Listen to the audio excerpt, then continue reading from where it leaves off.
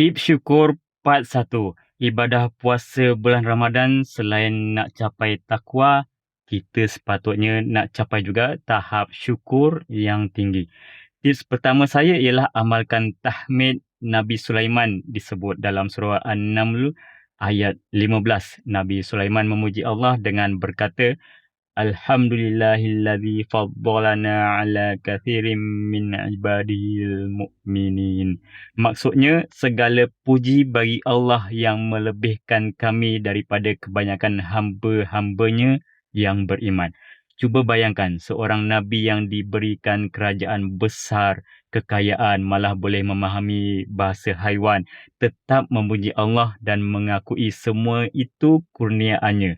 Jadi setiap kali kita rasa penat, sedikit kesusahan, ingat balik nikmat yang Allah dah bagi. Ucapkan tahmid ini sebagai latihan hati untuk jadi orang yang betul-betul bersyukur. Jemput kongsikan tips ini sebelum saya sambung dengan tips-tips yang lain.